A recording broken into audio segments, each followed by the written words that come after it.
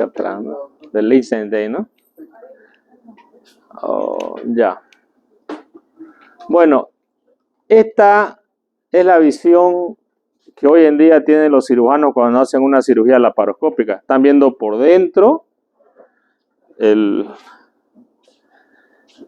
¿no? Están viendo por dentro el conducto inguinal, o sea, por la parte del abdomen. Y hay acá que tener en cuenta el famoso orificio mioctino de Fouchat, ¿no? Porque puede ser más lesiva la cirugía si no tiene experiencia el cirujano, y justamente el aprendizaje de la técnica por la parte del abdomen puede lesionar algunas estructuras. Aquí está, por ejemplo, los famosos vasos femorales, arteria y vena femoral, ¿no? O sea, esta es un área de mucho cuidado, ¿no? Vasos espermáticos. Está por acá el área de los nervios también, ¿no? Entonces hay que tener mucho cuidado en no lesionar estas estructuras. Por eso se llama visión crítica, ¿ya? Los nervios de la región inguinal que son importantes para no lesionarlo. Ya hablamos de los nervios, ¿sí? La indicación que ya dijimos, siempre en cirugía vamos a definir dos tipos de indicaciones. ¿Es urgente o no es urgente? ¿Cuándo va a ser urgente una cirugía de hernia inguinal? Y eso es importante que como médicos, no importa si ustedes son cirujanos o no, si quieren o no quieren ser cirujanos, pero ustedes tienen que dar la indicación de que sí es quirúrgico para transferir al paciente para la atención de un cirujano. Porque lo peor es la omisión en la atención de un paciente. Pero si yo como médico de cabecera del paciente le digo, no, tranquilo, mira, te voy a dar estas tabletas, estos calmantes, vas a esperar. Pero si yo sé que una hernia que está estrangulada y el paciente está vomitando, está con signos de obstrucción o peor con signos de peritonitis, el paciente debe requerir una cirugía lo más urgente posible. Una cirugía urgente quiere decir una urgente que el paciente requiere rápidamente, o sea, ser transferido y ser operado en las siguientes horas, ¿ya? Entonces va a ser asociado generalmente a cuadros obstructivos, irritación peritoneal, que hablamos de sepsis, ¿no? Hablamos de una hernia encarcelada que no reduce, ¿no? Y ese paciente rápidamente tiene que ir a quirófano.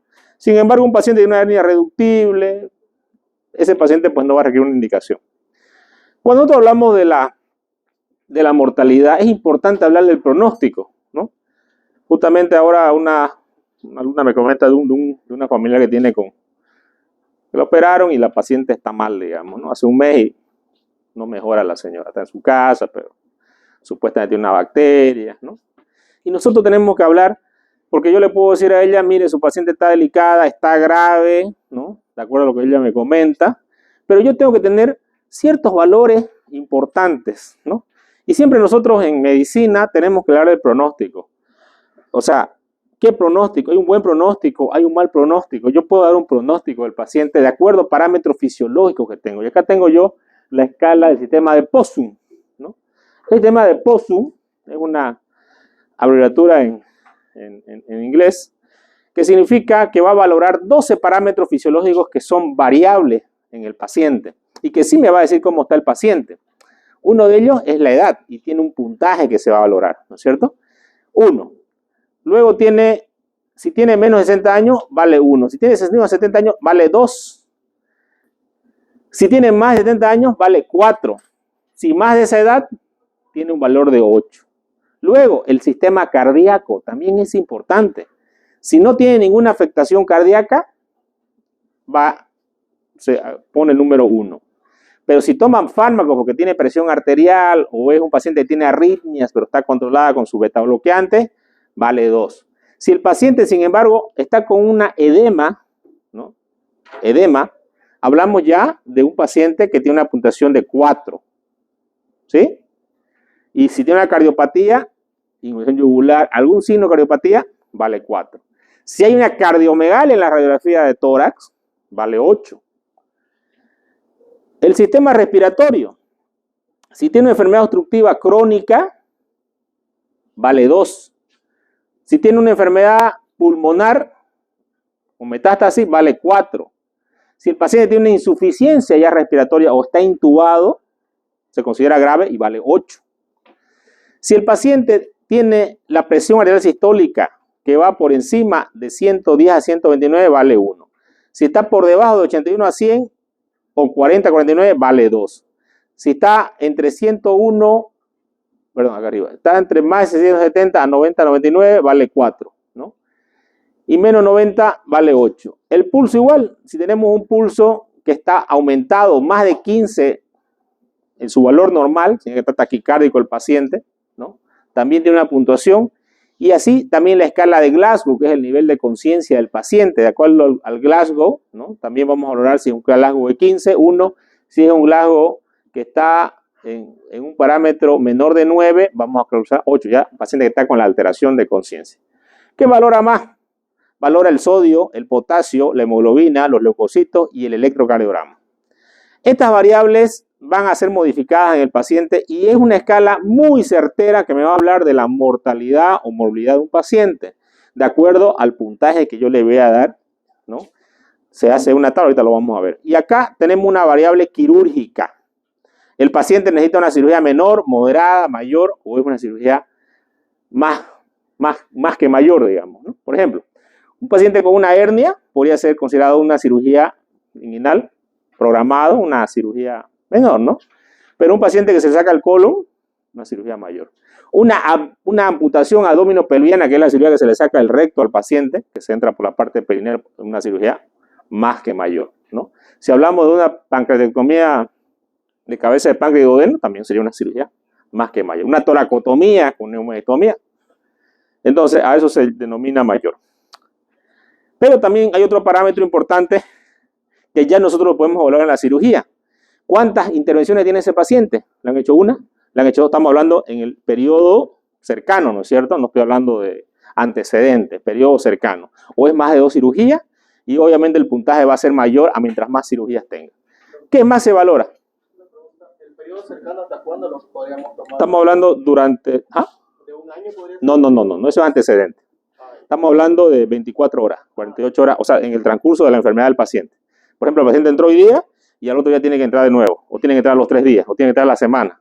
Entonces, hablamos de un periodo durante la internación del paciente o hasta 30 días. Esa pregunta es excelente para que quede aclarado, que no es un antecedente, ¿no? Porque yo tengo un paciente que lo han operado 8 veces, pero lo han operado de varias cosas, digamos, ¿no? Entonces, no, es en el transcurso de la internación del paciente o hasta 30 días, ¿ya? Aquí tenemos también si el paciente ha sido transfundido, si se le ha pasado 100 unidades, 500 unidades o 1000, ¿no? Hasta 1000 ml, que deben ser 4 unidades, ¿no? O más de esta cantidad, más sangre. Obviamente, mayor gravedad, ¿no? Eso indica. Luego, el exudado peritoneal que el paciente vaya a tener en el momento de la cirugía. No hay exudado, hay un exudado seroso, o hay ya pus localizado, o ya tengo contenido intestinal que es una aspiración difusa. ¿Por qué es más grave si tiene líquido intestinal un paciente? Porque evidentemente el paciente, esas bacterias que están en el líquido peritoneal, en el líquido intestinal, tenemos de 1 ml, la tercera parte son bacterias. En 5 minutos esa bacteria se absorbe por el y van al torrente sanguíneo. Este ya está séptico. Depende del tiempo que ustedes hayan entrado al quirófano. Y obviamente hablamos de una pus local o hablamos ya de una peritonitis difusa, la cual significa que el paciente tiene todo el abdomen lleno de contenido intestinal. Cuando hablamos de la parte también, porque esto se aplica para todo tipo de cirugía, no solamente para las hernias o hernias complicadas, sino que para cualquier tipo de cirugía, cuando yo quiero hablar de pronóstico, de pronóstico de sobrevida o de muerte de un paciente, y es fácil, esto no necesita uno ser cirujano para darse cuenta, ¿no? Porque muchas veces siempre es la duda, ¿qué hago, no, con este paciente, no? Por el paciente ahora que me comentaban, ¿qué hago con este paciente, no? Primero evaluarlo, pues, ¿no? Evidentemente. Y esta es una escala que me indica la mortalidad y morbilidad de un paciente que va a entrar a una cirugía o que requiere de una cirugía. Entonces, su tipo tiene malignidad en caso de hablar de un tumor, ¿no? Es un tumor localizado, tiene adenopatías del paciente o ya tiene metástasis a distancia, ya me indica de una gravedad más severa en el paciente y por eso tiene una puntuación de 8. Luego tenemos el tipo de cirugía. Es una cirugía programada, es una cirugía urgente, que necesito entrar rápidamente, pero o es una cirugía que requiere ingresar en este momento, ¿no?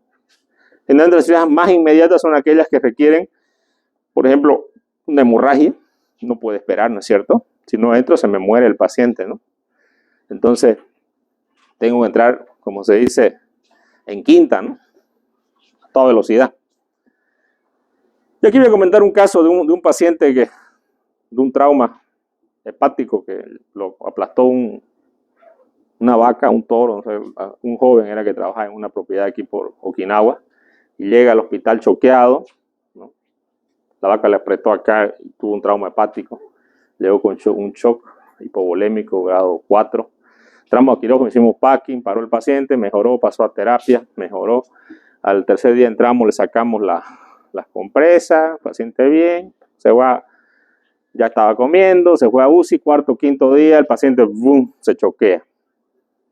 Baja de pronto la presión, ¿no? Y tenemos que entrar inmediatamente a quirófano, si no se nos muere, ¿no? Entonces a eso se llama lo que es inmediato, ¿no? Una cirugía que ni siquiera, porque si no, entro, se me muere, ¿no? Tenía una hemorragia que venía de la suprahepática, un vaso que seguía todavía sangrando allá, ¿no?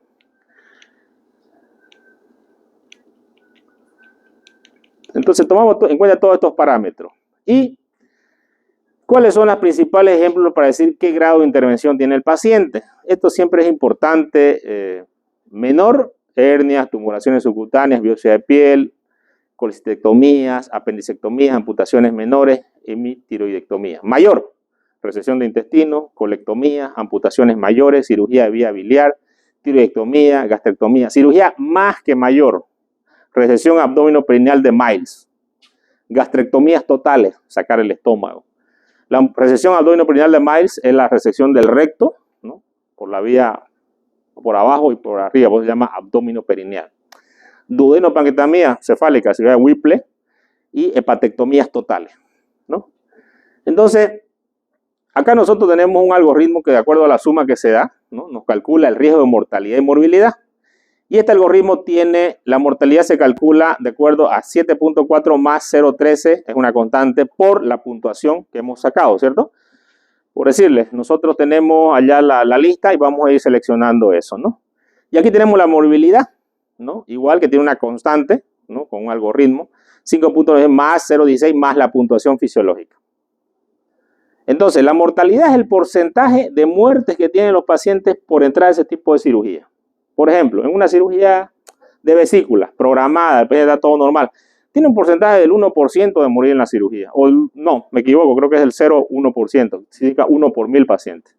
En una cirugía bariátrica, si el paciente está estable, estabilizado y todo, y es programada la cirugía, probablemente tenga un 3 a 4%, ¿no? De complicaciones que el paciente vaya a tener.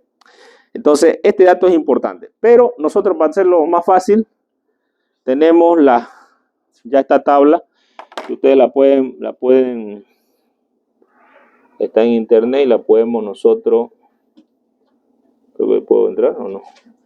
Ah, ya. Entonces esta tabla, ustedes lo pueden hacer el ejercicio, a ver, ¿se ve ahí? ¿No se ve? A ver.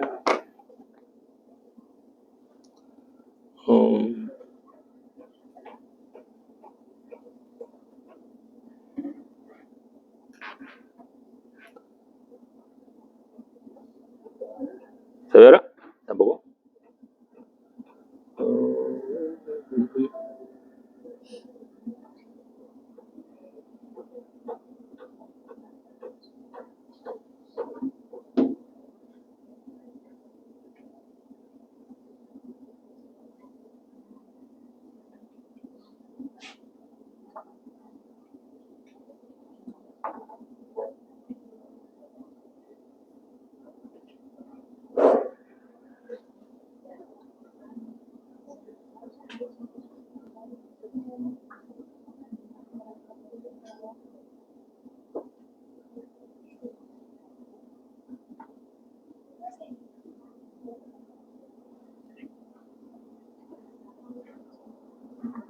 Ahora se ve, allá, ¿no?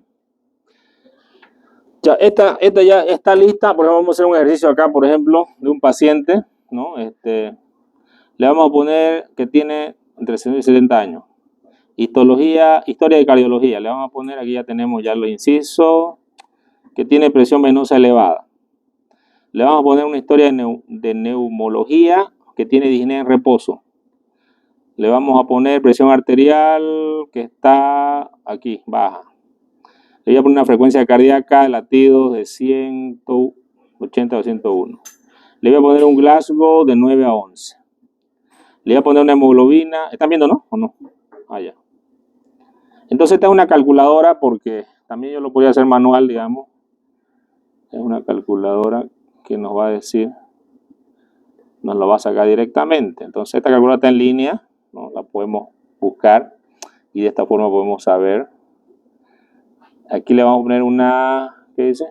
Leucocito. Ya, que están bajos. Le voy a poner una urea que está alta. Le voy a poner un sodio bajo. Obviamente todos estos parámetros ustedes lo van a copiar de los laboratorios, ¿no es cierto? Entonces es algo muy sencillo, ¿no? El electrocardiograma le voy a poner que tiene más de 5 extrasístoles. Y la intervención le vamos a poner que es una intervención mayor, le vamos a poner un procedimiento simultáneo. Tiene ya en esta internación dos cirugías. Pérdida de sangre, el paciente ha perdido más de 1000 ml ya de sangre. Contenido peritoneal, le vamos a poner que está con colección purulenta. Y le vamos a poner presencia de malignidad, no tiene, le voy a poner. Tipo de cirugía, le voy a poner, es una cirugía de emergencia con posibilidad de estabilización en más de 2 horas. Intervención con menos de 24 horas tras riesgo. Emergencia, cirugía inmediata, ya esa le voy a poner. Luego, ya le he puesto todos los parámetros y esta calculadora lo único que hago es apretar esto, ¿no? Y tengo un puntaje estado fisiológico de 62, una puntuación de gravedad de intervención de 29 y una predicción de mortalidad de 99.73. Prácticamente está ya, hay que llamar al cura.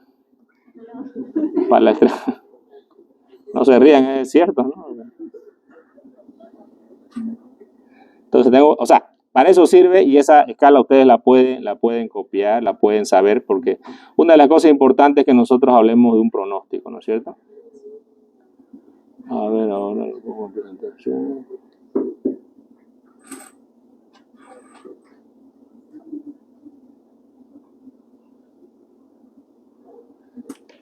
Muy bien. Entonces, me he detenido ahí solamente. Esto se puede aplicar en cualquier tipo de cirugía que hagamos y nos indica el pronóstico. No se olviden de esta tablita. Revísenla, la pueden. De hecho, no estaba en el libro, pero se las iba a dar igual porque es importante que la sepan. Bueno, esto nos dice cuál es el riesgo de mortalidad. Por ejemplo, si yo tuviera un 50% de mortalidad, ¿no? Yo, doctor Verasti, y aquí el doctor Mora es otro cirujano que opera en el mismo hospital mío, digamos, ¿no? Pero resulta que él todos los pacientes se le mueren. Él tiene un 100% de mortalidad, ¿no? Y yo que tengo pero él entra con pacientes graves, digamos, ¿no? Y se le mueren, pues, está bien, digamos, ¿no? Pero si él entrara con pacientes que solamente la mitad de los pacientes tienen que morirse y se le mueren todos, eso significa que yo debo autoanalizar mi técnica de quirúrgica y ver los factores, ¿no es cierto? Esto sirve para analizar en los comités también y para hablar de pronóstico. Muy bien, una de las indicaciones, bueno, cuando decidimos operar o no operar a los pacientes, ya mencionamos claramente que las hernias que son femorales o crurales sí se deben operar, ¿no es cierto? Porque tienen riesgo de estrangularse. Una hernia inguinal que es reductible puede esperar, ¿no es cierto? Podemos esperar, o sea, podemos programar, no es una cirugía urgente, ¿no? Acá tenemos nosotros las técnicas, que ya dijimos la técnica de Schuldeis, que es la aplicatura, que ya son técnicas que no se utilizan ahora o se las hace, pero no, en realidad no tiene sentido, ¿no? Porque o hago la técnica sin tensión o la técnica con tensión. Aquí nos quedamos en la técnica, ¿no?, de la colocación de la malla por la vía anterior o la colocación de la malla por la vía posterior, que es la vía laparoscópica, ¿no?, que tiene ciertas ventajas a la vía laparoscópica versus a la vía anterior. Sin embargo, ustedes saben que en el mundo, no en todos los países, a veces la gente cuenta con una prótesis, ¿no es cierto? Porque hay gente en países africanos que son tan pobres que no tienen para comprarse una malla. Entonces los cirujanos tienen que tratar también las hernias, ¿no? ¿Qué van a hacer? No hay malla, vayan nomás a buscarse a otro país, digamos, ¿no? Tiene que operar, digamos, ¿no? Entonces muchas veces las situaciones que nosotros vamos a hacer con los pacientes va a depender mucho de este material. Aunque la malla no es muy cara, ¿no? Conseguimos mallas hasta de 100 bolivianos, 150 bolivianos, y una malla puede servir para un paciente, digamos, ¿no? Y estamos hablando de mallas estériles, ¿no?, que se pueden colocar. Entonces tampoco es muy costoso. En nuestro medio sí usamos mallas y no hacemos técnicas con tensión. También se hace la cirugía laparoscópica, siempre que hay que tener cuidado con algunas estructuras que son importantes. Las técnicas, como la técnica de Bassini, que era la reparación con puntos, ¿no?, o sea, con tensión, ¿no?, de la pared. Y acá tenemos la técnica, sigue con la técnica vacina, la técnica Schuldeis, estamos más adelante, aquí está, las prótesis, ¿no? Las mallas que se colocan. Tenemos microporos y macroporos en las mallas, y antes usábamos los conos, que ya los conos no se utilizan, ¿no? Actualmente el libro actual está refiriendo claramente que los conos pueden migrar y pueden erosionar estructuras. Antes poníamos nosotros conos en las hernias crurales por un conito, ¿no? Dentro de la hernia crural lo fijamos, pero el libro menciona que ya hay casos donde no se recomienda el cono porque el cono ha migrado, ha erosionado la femoral, o ha erosionado la vejiga, o ha erosionado los intestinos, o ha migrado dentro de la cavidad abdominal. Y esta malla, lamentablemente, si migra dentro de los intestinos, es proclive a hacer fístulas y lesiones intestinales. Jamás puede estar pegada a los intestinos. La técnica Lichtenstein es la técnica más realizada hoy en día en el mundo, debido a que esta malla que se coloca, esta punta de acá, se la fija al ligamento de Coles, que está cerca del pubis, ¿no? Y tiene que bajar unos 2 centímetros más o menos, y esto es donde va a entrar el cordón, ¿no? Que justamente, ¿cuáles son los lugares donde se hernia el paciente? En esta parte, que son las hernias directas, y por el conducto inguinal profundo, que son las hernias indirectas. Entonces, las incisiones pueden ser una incisión de Gregor, que es una incisión en palo de golf, que va así. Puede ser también una incisión horizontal, que es más estética para el paciente, que se conoce como incisión de Nayus, ¿no? Donde el médico va a entrar hasta el espacio preperitoneal y va a localizar las hernias. Y en este lugar va a colocar la malla y la va a fijar. La literatura dice que ahora se pueden fijar ya con hilos no absorbibles, como el butil, por ejemplo. Antes la fijábamos siempre con prolenes. Pero también hay que tener cuidado en la técnica, porque cuando uno hace puntos continuos, puede apretar algún nervio y puede causar una inguinodinia al paciente, que es algo muy grave, y justamente por eso es que el libro también comenta que el dolor crónico que ahí tienen los pacientes después de una cirugía de hernia inguinal muchas veces afecta la calidad de vida del paciente. Aquí estamos viendo la técnica quirúrgica, ¿no? Como ustedes pueden ver, lo que hacemos es buscar el anillo inguinal superficial, ¿no? El cirujano introduce el dedo por este anillo y ya identifica donde está saliendo, y justamente va a abrir lo que es la aponeurosis del oblicuo mayor y va a quedar expuesto el canal inguinal. Y las estructuras del canal inguinal, que son tenemos aquí el conducto deferente, ¿no? Las arterias, el plexo venoso pampiniforme, arterias deferentes, ¿no? Y todas estas estructuras vasculares, ¿no? En la mujer tenemos ligamentos redondos. Acá, por ejemplo, tenemos la hernia, una hernia que es una hernia indirecta porque está saliendo por el conducto inguinal, ¿no? Aquí está el saco herniario, sale por el conducto inguinal profundo, entonces hablamos de una hernia inguinal indirecta. Si sale por la pared, una hernia inguinal directa. Y aquí se está haciendo una tabaquera, se llama, ¿no? Se reduce el anillo, el saco herniario, y se hace un punto en forma de tabaquera, justamente para comprimir esto. Pero igual vamos a colocar la malla. Los autores siempre recomiendan resecar el saco, ¿no? Y reducir el contenido. Aquí ya está el saco abierto y aquí se ve el colon. Este es el ciego, ¿no es cierto? Que está ahí justamente en ese lugar. Y está haciendo, fíjense, los puntos en forma de tabaquera, ¿no? Para agarrar y cerrarlo el saco, ¿no? Luego de cerrar el saco, este es un saco de una hernia directa, que no está atravesando por el conducto inguinal profundo, sino que por la pared directamente. Y lo mismo se hace la reducción del saco y también se hace la bolsa de tabaquera, ¿no? Entonces, ¿cuál es el tratamiento de las hernias? Reducción del saco y, cuando hablamos de la malla, el reforzamiento de la pared posterior y el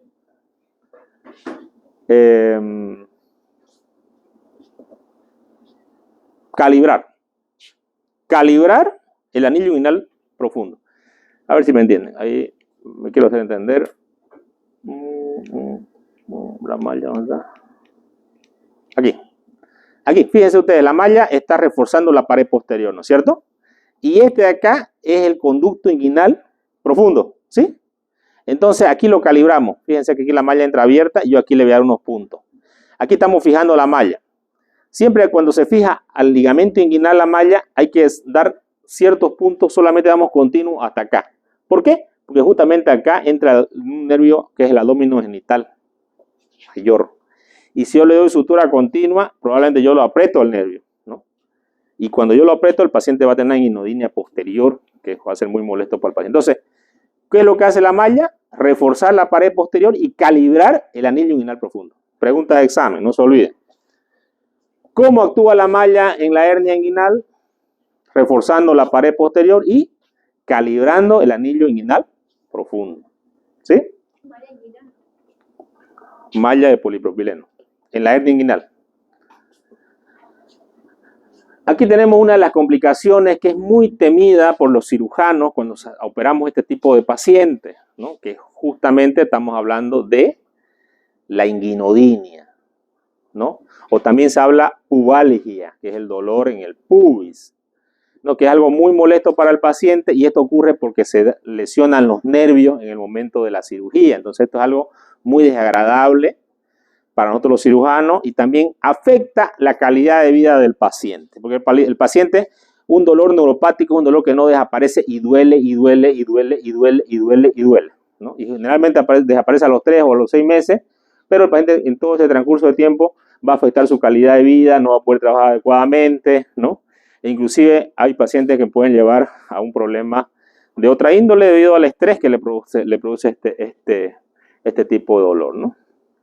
Aquí tenemos la otra técnica, que es la técnica protésica, por vía anterior, que es la técnica de Rukop-Robbins, que es igual una técnica con malla, sin embargo ha quedado en desuso porque aquí es donde se usaban los conos, ¿no?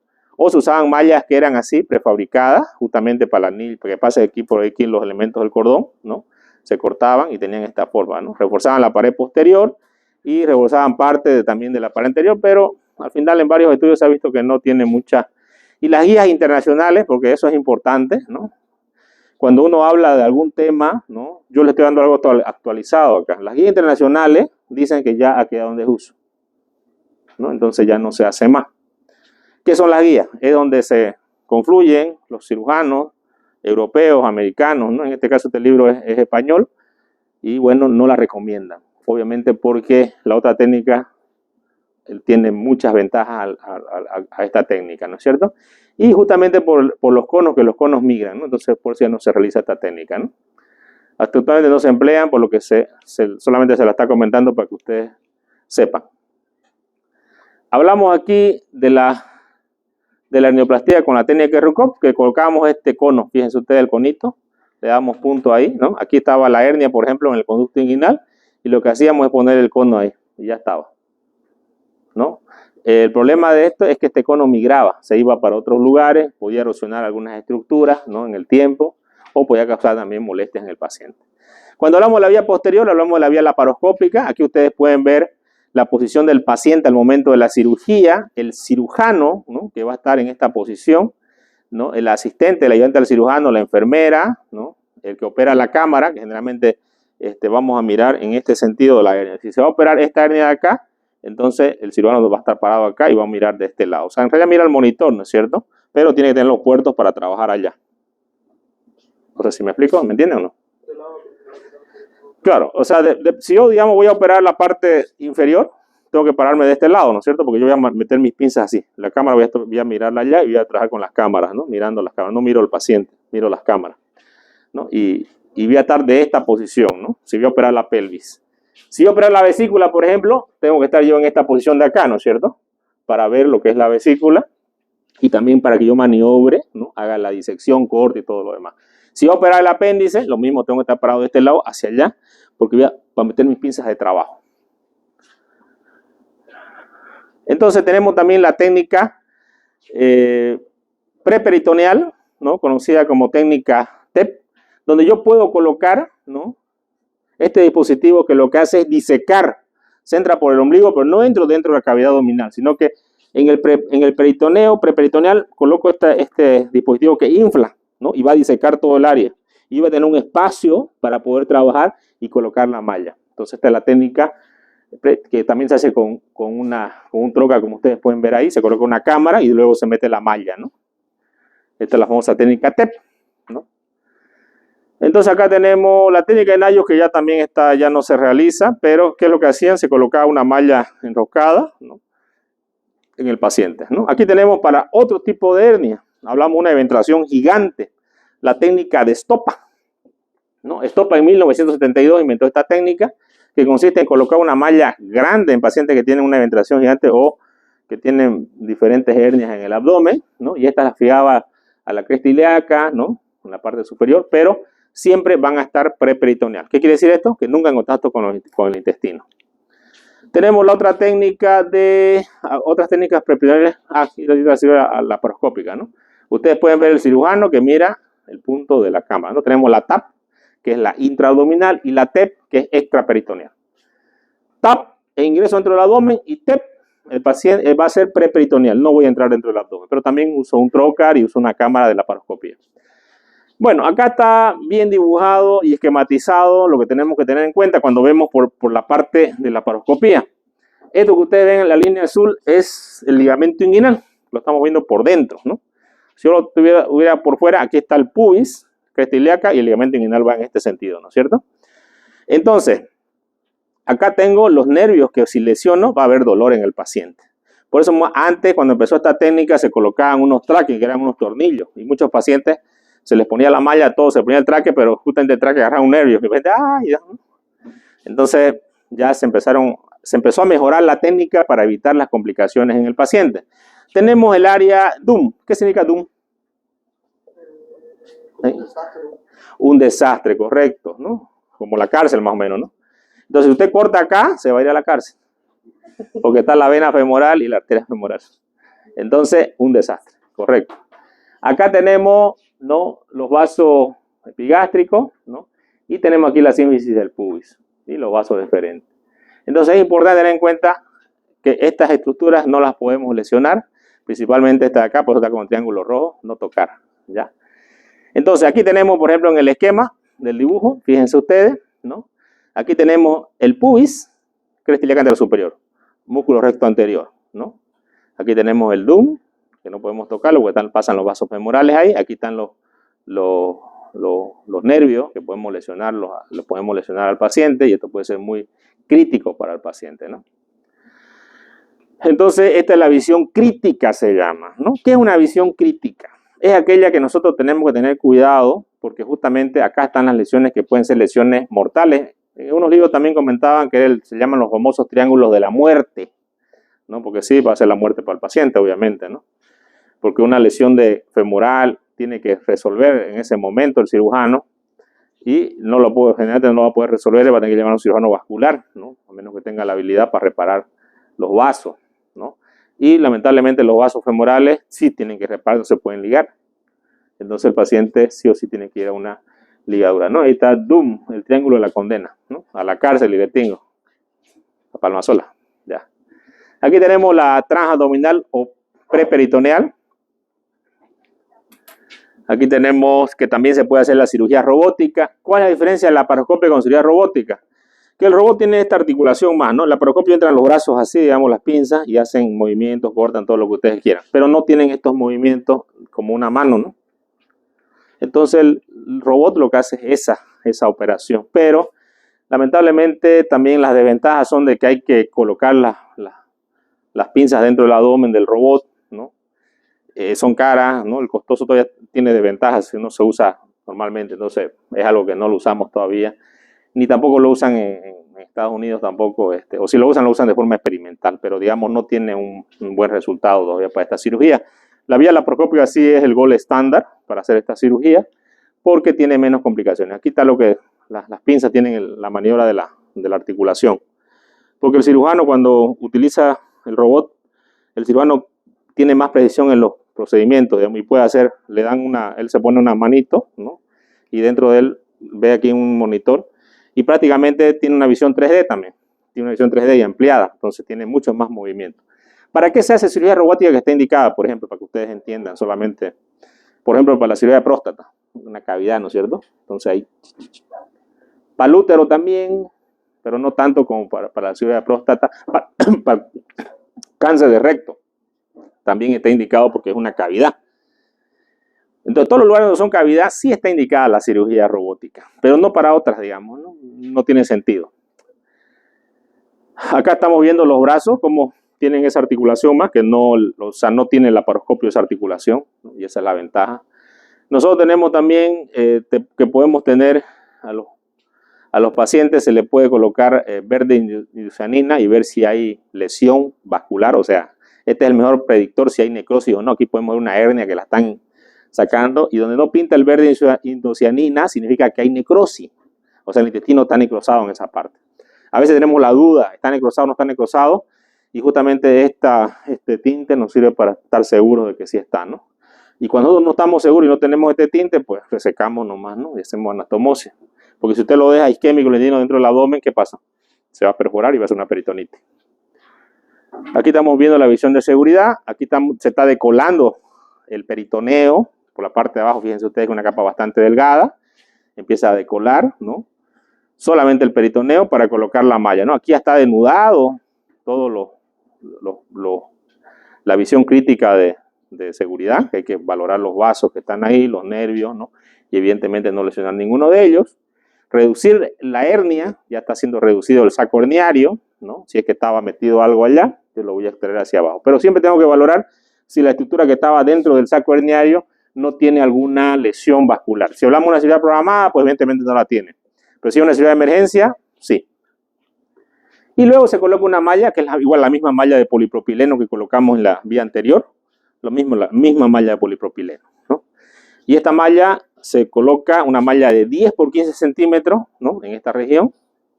La medida es importante. Son mallas macroporosas, como ustedes pueden ver. Lo ven en los poros. Macroporosas, ¿ya? Y luego se la cubre con el peritoneo y se sutura, ¿no? Nuevamente para que no esté en contacto con los intestinos.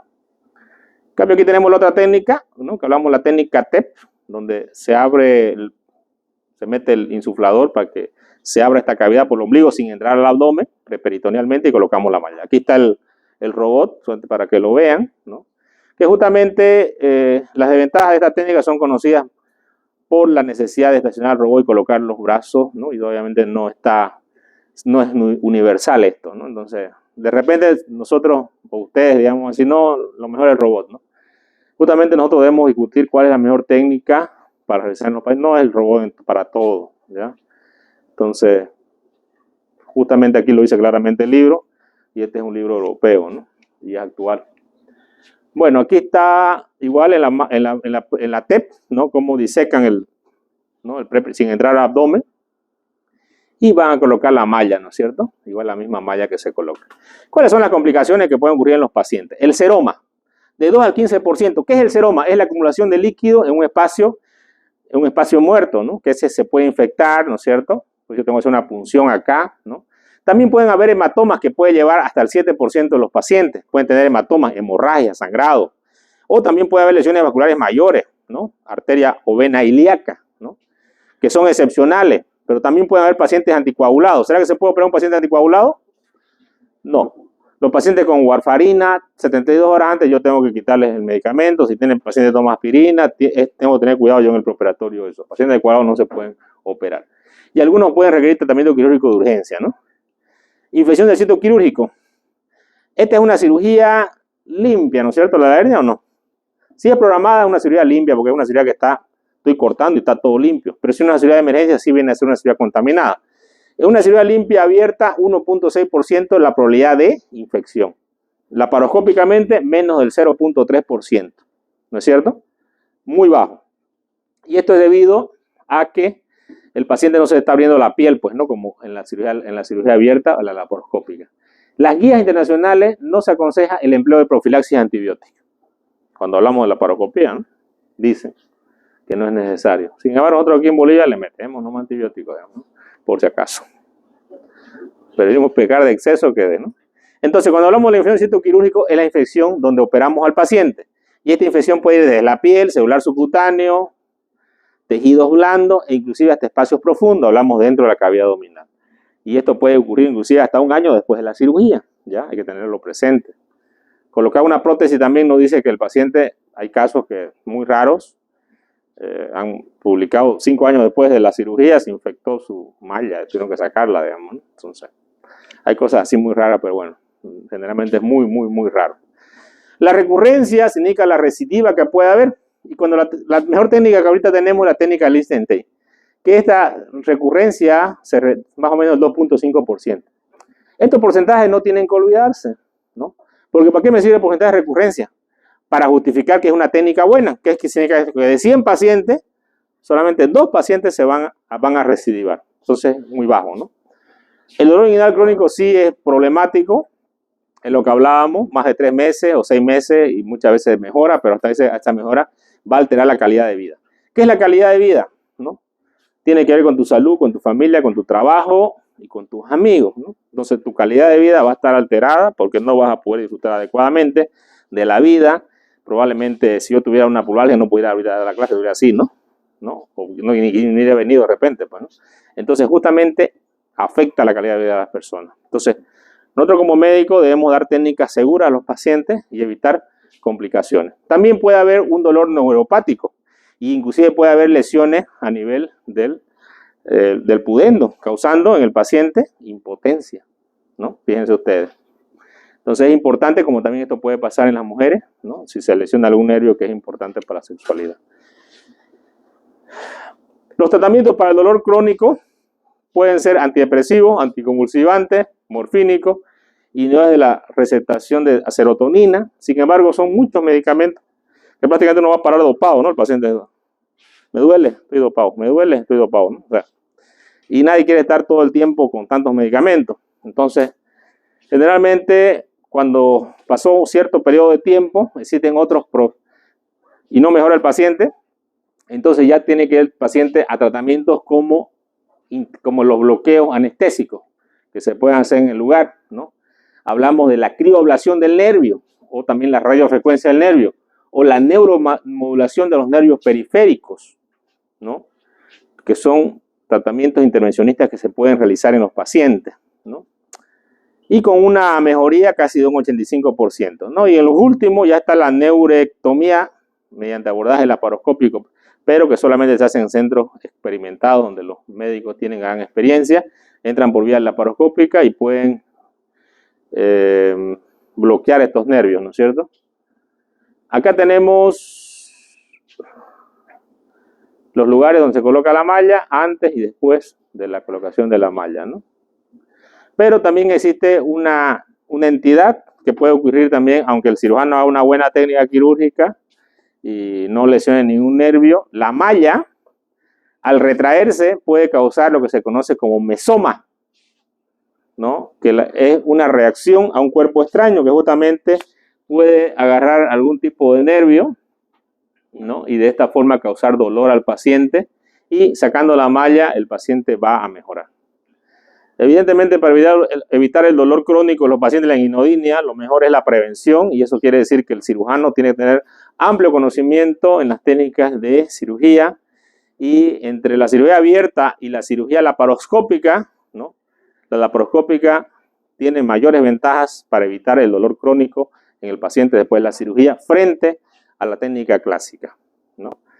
En la técnica clásica puede haber lesiones más que en la otra, peor si el cirujano usa suturas continuas. Hay que siempre usar puntos separados y evitar los puntos donde ingresan los nervios o identificarlos para no lesionarlos, ¿no? No usar mucho electroestimulación, porque yo puedo quemar algún nervio o cortarlo sin querer y eso puede causar un neuroma después y eso puede causar dolor crónico en el paciente. Entonces, tiene que ser una técnica quirúrgica depurada para evitar esto. Las hernias inguinales en la mujer, la principal hernia inguinal en la mujer, tenemos la hernia femoral o hernia crural, que es, cuando se la detecta, es una cirugía que hay que operarlo lo más antes posible porque tiene gran riesgo de que la paciente pueda hacer un atascamiento de la hernia o pueda hacer una lesión intestinal por un estrangulamiento que puede tener acá, ¿no? En las pacientes que son obesas no vamos a poder valorar adecuadamente con la clínica y no vamos a poder ver el bulto, ¿no? La masa. Y en este caso vamos a pedir estudios para valorar. En las pacientes que están embarazadas también pueden aparecer hernias femorales. Sin embargo, ¿qué tiene la mujer embarazada que no tiene la mujer que no está embarazada? ¿Ah? Sí, pero ¿qué causa eso en el abdomen? Una distensión que produce aumento de la presión intraabdominal. Y ese aumento de la presión intraabdominal puede llevar a que aparezcan también ciertas varices que pueden protruir por el orificio femoral. Entonces, algunas patologías en la mujer embarazada no se operan hasta que pase el embarazo, ¿ya? Una de ellas es esa, porque muchas veces pasando el embarazo bajan las varices y resulta que no era hernia, sino que eran unas varices que estaban ahí, digamos, ¿no? como las hemorroides que aparecen en las mujeres embarazadas por el aumento de la presión intraabdominal y que luego mejoran, digamos, disminuyen después del embarazo. Entonces, justamente también da esas recomendaciones, ¿no? Tener en cuenta el embarazo. También se pueden hacer cirugías laparoscópicas para el tratamiento de las hernias femorales o crurales, que son importantes, ¿no? Y que vamos a tener mejores resultados en la recuperación del paciente. Recupera mucho más rápido se va a su casa, menos dolor crónico. Entonces, ahorita el gold estándar hoy en día para cirugía tanto femoral como inguinal es la cirugía laparoscópica. Cirugía urgente de la hernia inguinal, ya dijimos, cuadros que sean obstructivos, ¿no? Como este de acá, por ejemplo, que vemos una tomografía donde vemos la hernia que está protrudiendo por acá y vemos el intestino que está dilatado y tendido, ¿no es cierto? Entonces quiere decir que está obstruido y esto es una indicación urgente de entrar a quirófano lo más antes posible. Peor una hernia inguinocrural. Y de hecho, todo paciente que tiene una obstrucción intestinal que es mayor de 65 años, peor si es mujer, siempre se debe revisar la parte inguinal. Muchas veces en el examen físico solamente revisamos hasta el pub y debemos revisar la región inguinal, porque podemos encontrarnos con hernias a este nivel. Es muy importante este dato, a tenerlo en cuenta. Los estudios para diagnosticar esto generalmente son estudios como la radiografía, que nos muestra niveles, signos de monedas apilados, distensión de asas intestinales, niveles hidroaéreos, como ustedes pueden ver aquí en la radiografía o en la tomografía, ¿no? Gran distensión. El tratamiento generalmente de la técnica quirúrgica urgente, si hay contaminación no se recomienda la utilización malla, ¿no? Hablo de una herida sucia ya con contaminación intestinal, ¿no? Pero si no está sucia y es limpia, contaminada, todavía se recomienda el uso de las mallas porque va a tener mejor opción el paciente. Bueno, la pregunta, ¿laparotomía o laparoscopía? ¿Hacemos una laparotomía, un corte o hacemos una laparoscopía? ¿Qué hacemos que será mejor para el paciente? Eso va a depender del paciente porque si hay contaminación no se recomienda hacer laparoscópica, ¿no? Mejor es hacer una laparotomía, ¿ya? En caso que sea emergencia, ¿ya? Porque el abordaje va a ser más rápido, ¿no? Y también tengo que ver lo que yo tengo en mi hospital, ¿no? O sea, si tengo los recursos. Pero si es contaminación, no se recomienda nunca usar laparoscopia. Aunque puede ser que esta conducta cambie de acuerdo a los últimos cambios, ¿no? Hablamos de las hernias recidivadas, ¿no es cierto? Son las hernias que van a volver a aparecer en los pacientes. Aquí tenemos estadísticas de algunos países, ¿no? Que obtuvieron el 2.4% los daneses, ¿no? Dinamarca. En Australia, el 7.9%, un poquito más elevado, pero sigue siendo porcentaje bastante bajo, ¿no? Y sigue siendo una técnica que sí está bien normada, ¿no? ¿Qué va a tener que ver? Tiene que ver mucho el cirujano, obviamente, ¿no? La experiencia del cirujano en el procedimiento de hernias, porque a la experiencia va a estar ligada justamente una buena técnica quirúrgica y menos complicaciones en el paciente. Las hernias bilaterales que pueden aparecer en los dos lugares, también se recomienda puede hacerse con hernia laparoscópica o se puede hacer una lista intake bilateral que se abre en los dos lugares y se colocan las mallas en ambos sitios, ¿no? Va a haber, hoy día se abre en la medicina de la individualización del paciente. No son todos los pacientes todos iguales, ¿no es cierto? Van a cambiar, no es lo mismo un joven deportista, ¿no? Un anciano que tenga una enfermedad obstructiva crónica, que sea un prostático. Entonces el tratamiento debe ser individualizado para cada uno de estos pacientes, ¿no es cierto? Y obviamente menos complicaciones puede tener este paciente joven que el paciente anciano, porque tiene mejor cicatrización, tiene otros factores importantes, y en cambio el anciano tiene otros factores que van en contra y desventajas para él, ¿no? Como un paciente que tenga lupus, un paciente que tenga diabetes, un paciente que sea obeso, o sea, tiene que haber una individualización en los pacientes, ¿no? Y hoy en día, si queremos hablar de una medicina real, tenemos que tomar esto, que los pacientes no son todos iguales. Por eso que claramente lo menciona el libro, la individualización del tratamiento. Otras hernias de la pared abdominal son la hernia obturatriz, que aparece en personas de 70 a 80 años de edad. Esta hernia generalmente aparece en la región de la pierna, ¿no? Abajo, y generalmente se ven pacientes malnutridos, ¿no es cierto? No se diagnostica generalmente clínicamente, se diagnostica con tomografía abdominal, ese dato es importante tenerlo en cuenta, porque hay un signo que al tacto rectal o vaginal, el signo de Hopchip-Rombers, ¿no? Que produce un dolor en el muslo, ¿no? Que es el nervio obturador con una maniobra de extensión y de muslo o rotación medial, ¿no? Extensión y rotación. El diagnóstico de la hernia obturatriz no es urgente, es excepcional. Aquí tenemos una tomografía donde ustedes pueden ver el pubis, ¿no? Pueden ver acá la hernia, ¿no? Que está saliendo de la pared, ¿no? Justamente por el agujero obturatriz, por eso se llama hernia obturatriz, ¿no? La técnica de lesión para este tipo de hernia es la técnica preperitoneal abierto o laparoscópico. Cualquiera de ellas se puede hacer, ¿no? Porque justamente se va a entrar a ese lugar, reducción del contenido herniario, tratamiento de la hernia, ¿no? Colocando una malla. En caso de cirugía urgente, más habitual la laparotomía mediana infraumbilical, ¿no? Y siempre se recomienda el uso de prótesis, de mallas, ¿no? No se puede cerrar el anillo con puntos, así que aquí nunca se puede usar puntos, siempre se debe usar mallas, ¿no es cierto? Bueno, lo mismo. Las hernias lumbares primarias o hernias de Greenfield y de Petit, que aparecen en la parte posterior, ¿no? En la espalda, ¿no? Greenfield por debajo de las costillas y Petit, ¿no? Estas hernias son raras, pero sí existen. Hemos tenido algunos casos muy... Aquí podemos ver la tomografía, fíjense ustedes, se puede ver. Y aquí el defecto de la hernia, ¿no es cierto? En la parte lumbar. ¿Cómo podemos prevenir las hernias? También estos son los famosos bragueros, que un paciente que tenga una hernia reductible, ¿no? Se le puede indicar que use este tipo de bragueros para que la hernia no vaya creciendo, ¿no es cierto? Porque si no vamos a tener una hernia gigante que son de difícil tratamiento y todo lo demás.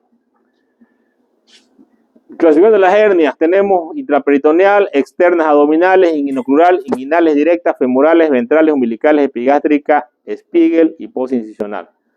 Tenemos otra clasificación, congénitas, adquiridas, recidivantes, reductibles, encarceladas, estranguladas. Acá tenemos de acuerdo al contenido del saco, ¿no? ¿Qué es lo que va a haber dentro del saco de la hernia? Hablamos la hernia de Richter, que se observa generalmente en la hernia crural y donde va a ser atrapado el borde antimesentérico del asa intestinal. La hernia de Litre, que tiene el contenido divertículo de Meckel. La hernia de Garengeo, que tiene el apéndice cecal dentro. O la hernia de Amillán, donde está tiene en el saco herniario el apéndice, pero también tiene una apendicitis. No se olviden de esto, preguntita de examen. Acá tenemos las mallas, ¿no? Que hay mallas que se pueden encontrar en contacto con los intestinos, que cada vez están usando menos, ¿sí? Porque preferimos no usarlas. Las hernias ventrales que aparecen en la parte de la línea media, ¿no? La de Spiegel, ¿no? Aquí tenemos una hernia perineal, que también hay hernias que pueden aparecer en la parte inferior, pero generalmente en personas mayores, donde ya han perdido la fuerza del periné, que es muy importante. Entonces pueden hacer estas pequeñas hernias a ese nivel, que generalmente no se diagnostican. El paciente empieza a hacer abscesos perineales, ¿no? Se hace un drenaje y se encuentra ya que son hernias, ¿no? Generalmente se ven en pacientes ancianas, más frecuentemente en pacientes mujeres, ¿no? Aquí tenemos la hernia de Petit, la hernia lumbares, que aparecen en la parte posterior, o la hernia de Greenfield, ¿no? Que generalmente estas hernias no se las diagnostica con clínica, siempre generalmente las diagnosticamos con tomografía o con una ecografía de partes blandas. Las hernias internas, que son hernias que pueden aparecer dentro del abdomen, que son una causa común de obstrucción, que es debida a las bridas de herencia que puede ser un paciente después de una cirugía, o cualquier tipo de cirugía que se haga en abdomen, ¿no? Pueden hacer una hernia interna. ¿Qué significa esto? Que el intestino se introduce por dentro de un orificio que esté dentro, como aquí, por ejemplo, el meso, y aquí está la obstrucción intestinal, ¿no es cierto? O una hernia que está pasando, por ejemplo, todo el contenido por el hiato de Winslow, ¿no? ¿Ustedes recuerdan el hiato de Winslow dónde queda? ¿Recuerdan dónde queda el hiato de Winslow? ¿Nada?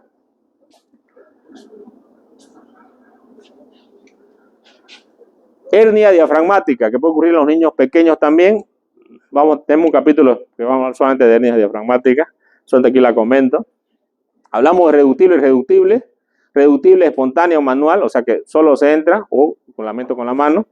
Irreductibles que no van a reducir, y estas pueden ser encarceladas, que ya vendría a ser una cierta emergencia, pero las que son estranguladas son una verdadera emergencia, ¿no?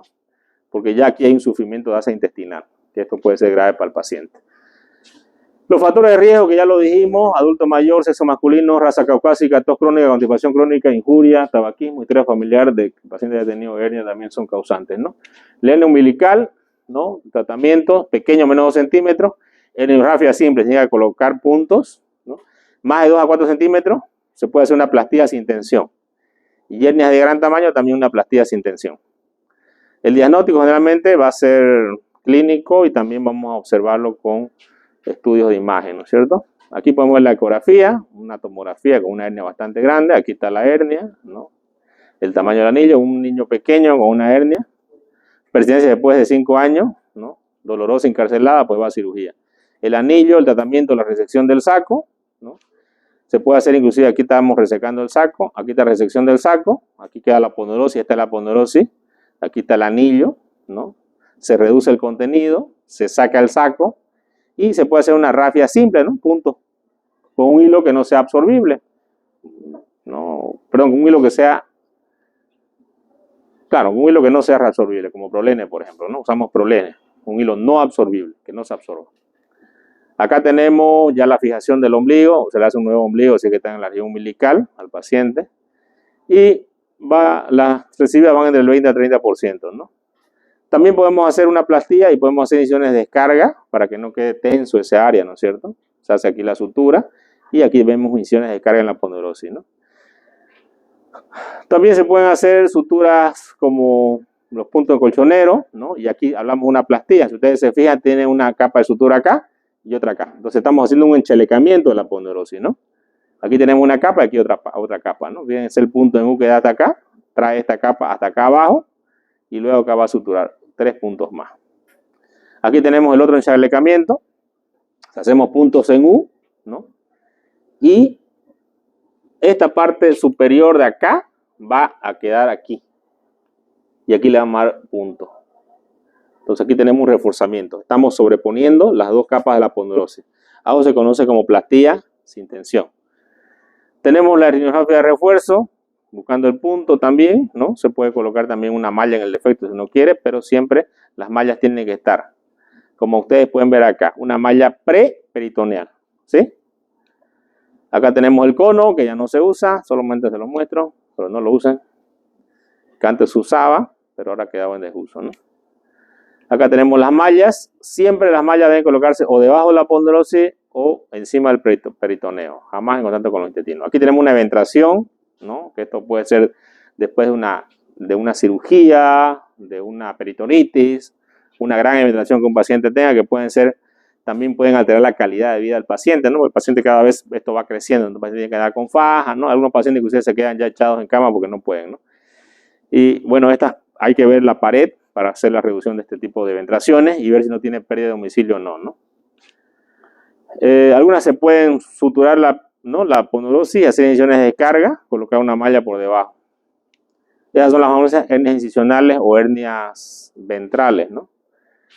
Tenemos, de acuerdo al lugar, supraumbilicales, infraumbilicales, subsifoideas, suprapúbicas, ¿no? De encima del pubis, encima del ombligo, bajo el ombligo, subsifoideas, subcostales, fosiliaca derecha, laterales, lumbares, o también de los puertos laparoscópicos, que ahora con la cirugía laparoscópica a veces los cirujanos se olvidan de suturar, ¿no? Y justamente los pacientes luego hacen una hernia o si hay una infección del puerto.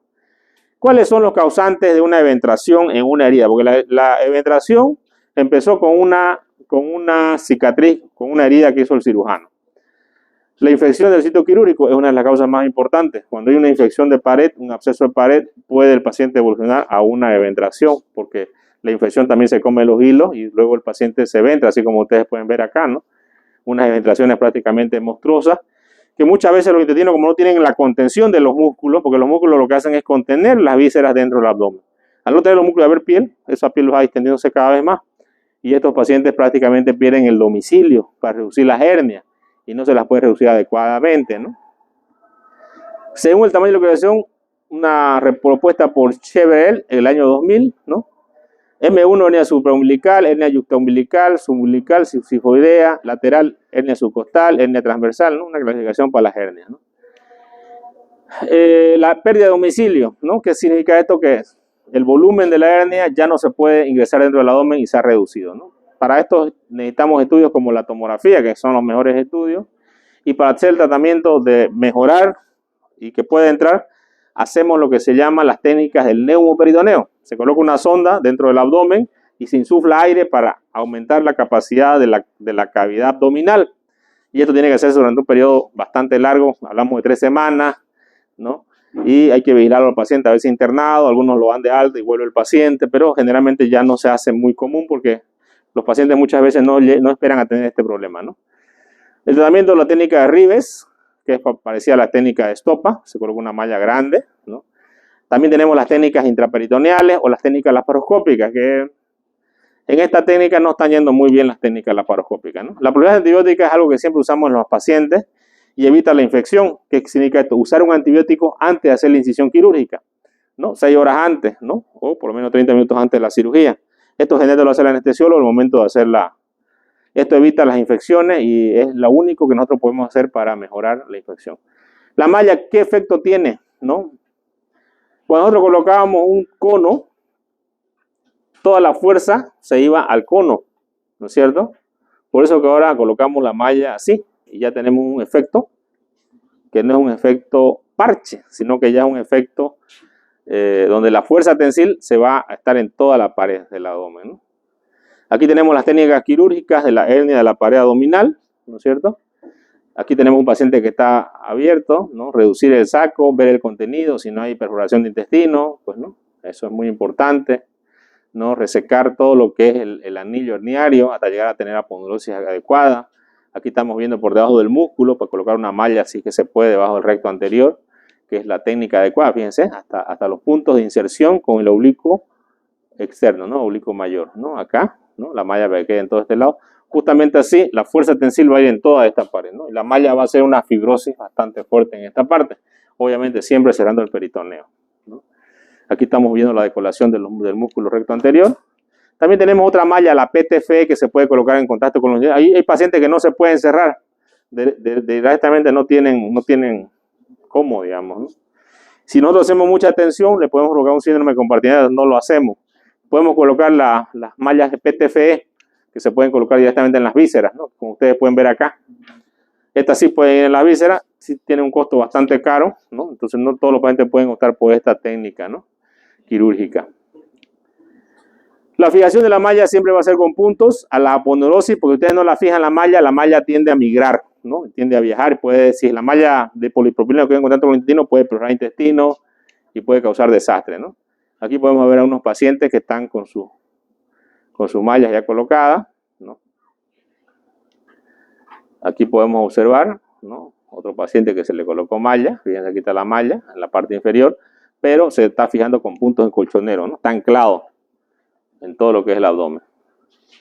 Aquí tenemos también por vía laparoscópica, se puede hacer con los famosos trackers, no está muy recomendado porque muchas veces la hernia se reduce, pero el celular subcutáneo queda abierto y entonces el paciente que tiene su hernia hasta allá, hacen un seroma que es crónico y que no se resuelve. Y la técnica ahora generalmente la hacemos siempre, son técnicas abiertas nomás, ¿no? Aquí podemos ver una malla de PTFE que está colocando en contacto con los intestinos, es la única malla que se puede colocar. Tenemos la de polipropileno y la PTFE. La PTFE se coloca en contacto con el intestino, la polipropileno no, nunca, jamás. Entonces aquí tenemos otro cierre del defecto, complicaciones que pueden haber, seromas, infecciones del sitio quirúrgico, fístulas, que es lo más grave, ¿no? Obviamente la fístula es lo más grave y lo más complicado. Si ustedes quieren asustar a un cirujano, le dicen que su paciente es fistuloso de sueno, ¡ting!, se cae muerto. Porque el paciente, el tratamiento es complejo, la mortalidad es alta, si es que lo saca, son muchos meses a veces de tratamientos quirúrgicos, y a veces el paciente no mejora, entonces vienen demandas y todo lo demás, ¿no? Y justamente esa es la peor complicación que puede haber para un cirujano. Acá tenemos las mallas miradas con un microscopio, ¿no? Aquí tenemos la técnica quiero mostrarles, bueno, aquí está una ventración, ya está el saco herniario acá, ¿no? Se está haciendo el tratamiento, aquí está la malla PTFE en contacto con los intestinos, ¿no? La técnica laparoscópica, cada vez se hace menos, ¿no? Que también se coloca una malla preperitoneal y se la fija con estos puntos, ¿no? Ahí están los trackers, ¿no? Que se fijan en la malla, pero obviamente está preperitoneal. Una malla PTFE también se la puede colocar ahí, ¿no? Aquí tenemos un paciente con múltiples ventraciones, pero cuando nosotros colocamos aire dentro del peritoneo, esto va a restringir las capacidades pulmonares, ¿no?, del paciente. Aquí tenemos un paciente que se hace el método Goñi Moreno, que inventó en 1940, una sonda que se coloca y se le insufla aire, ¿no?, al paciente, y esto se va cada vez elevando, ¿no? La forma de saber esto es mediante la presión que se va colocando todos los días aire acá, ¿no? Ahora colocamos catéteres, ¿no?, por punción, y también se puede hacer, no sé que se haga muy adecuadamente, no he visto que se hagan muy frecuentemente. Un estudio para saber, se insuflan 1000 ml de líquido, de aire todos los días. Aquí puedo ver, por ejemplo, el aire subdiafragmático, ¿no es cierto? ¿No? Eso quiere decir que estoy insuflando la cavidad abdominal. pero siempre debemos medir la presión intraabdominal y que no pase de 12 milímetros de mercurio, porque si pasa por encima de esto el paciente no va a poder respirar y generalmente hay que tenerlo al paciente internado. Estas son las complicaciones que pueden haber, ¿no? Dolor, hemorragia, incapacidad, inclusive dificultad respiratoria, y cuando aparece esto tengo que sacar inclusive el aire para que el paciente mejore. Generalmente lo hacen el paciente internado durante varios días, ¿no? O semanas que tiene que estar. Bueno, objetivos de las tiras sin tensión: endurecer el peritoneo, brindar efecto tapón, restringir la presión intraabdominal, reforzar el tejido fuerte con la malla y no cerrar el defecto. La cavidad, el endurecimiento de la malla, ¿no? El efecto parche no es el adecuado, por eso que la malla jamás debe colocarse por encima de la aponeurosis, nunca, porque ahí tendría un efecto parche, que es el efecto inadecuado. Siempre se debe colocar debajo preperitoneal, porque la fuerza se va a distribuir en toda la malla, ¿ya? Entonces, ¿qué efecto yo quiero con la malla? Efecto tapón. Pregunta de examen. Y eso sirve para la fuerza, ¿no? Muy bien, jóvenes, son libres. Bueno, acabamos hernia y creo que nos toca abdomen agudo la siguiente semana.